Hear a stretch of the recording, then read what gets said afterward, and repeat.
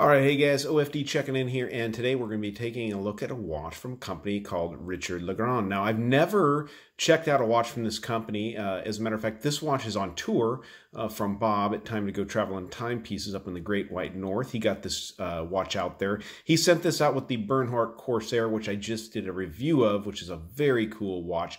Now, this is another great watch, and I gotta tell you guys, it's really getting to be quite amazing to me how many good watches there are out there from micro brands, especially as far as divers watches go. I mean, guys, if you're out watch shopping these days, I think it's going to be really tough because there's so much out there to choose from, so much variety, and all in that $300 to $500 price range, where this watch falls just at the bottom of that, at the $300 price range.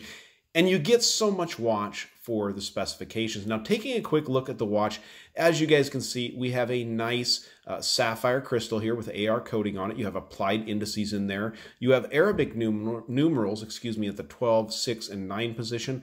Date window over here at 3 o'clock. This watch is running the Seiko NH35 automatic movement. Very nice, clean movement, works really well.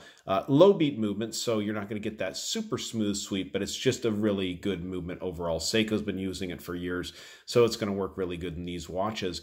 You get sapphire crystal. You've also got a ceramic bezel insert in it, which does have superluminova in it. The whole watch has superluminova in it. I'm not exactly sure exactly what grade it is. I couldn't find that there on the website, but it definitely has some glow to it. At the end, as we always do, we'll get this watch on the wrist and go out with the Lume shot. So checking out your case here, you got a case just at 41 millimeters, slightly under 40.9 is what I measured. You've got a lug to lug of 48 millimeters, pretty much straight up. 14.3 on the thickness of this case. It is a thick watch, and you've got a 20 millimeter lug opening on this piece.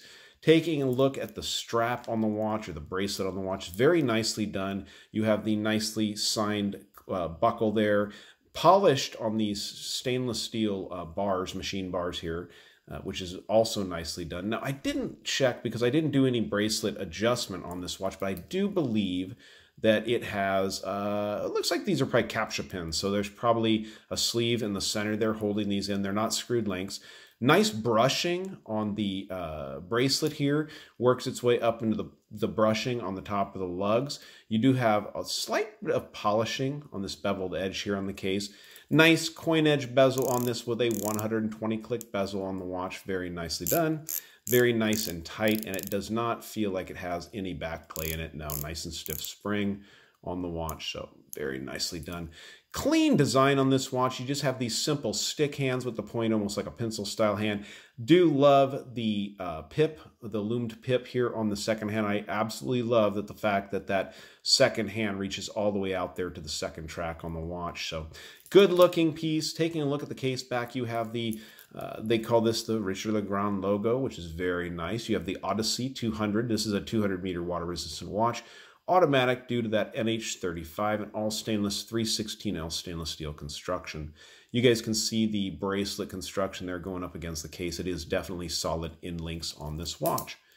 So if you're not aware of it, guys, the Seiko NH35 is a hacking and a hand windable movement. Hacking meaning you pull the crown out, it will stop that second hand for precision time setting. Hand winding, of course, that besides being an automatic watch, which winds as you wear it, you can actually turn the crown and wind it yourself. So I'm going to go ahead and pause the camera for just a second. We'll go ahead and get this watch on the wrist to check it out, and then we'll go out with that traditional Lume shot here on the OFD channel. All right, so if you guys watch the channel, you do know that I have a 7-inch wrist, and this watch being at that 40, just under 41 millimeters fits absolutely perfectly. Very funny, or not funny, but it reminds me a lot of my recent Borealis Sea Storm that I got from Borealis Watch Company.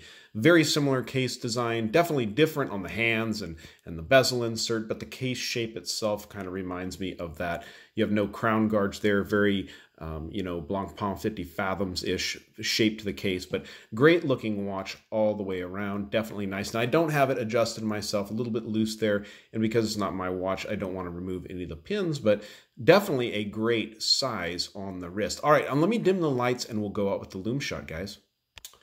All right, so not pitch black in here. I've still got a little bit of light coming in through that back window with this time change we had recently. It stays light quite a bit later, which isn't too bad. And I'm in California. It's been bright and sunny today, so Sorry to those of you that are dealing with cold weather. So you can see that ceramic bezel insert has that B. This is going to be BGW9, I do believe. I probably get them. I always get the letters mixed up like that. I get all dyslexic on the letters, but BWG9, I do believe, is the lume on this, being that it's that blue lume. Definitely looks great. Definitely appears that it's going to last a long time. Generally on these divers watches, they make them last. This is the Odyssey 200-meter diver from Richard LeGrand. A great looking timepiece. And at $300, it's really, really hard to beat what you get on these watches nowadays. I really need to do a video on all the great watches in the $300 to $500 price range out there, and again, show that to you guys. So, all right, there it is, guys, the Richard LeGrand Odyssey. If you like the video, give me a thumbs up down there at the bottom. If you've not subscribed to the OFD channel, please hit that little picture of my face right there. And thanks for tuning in, guys. All right, see ya.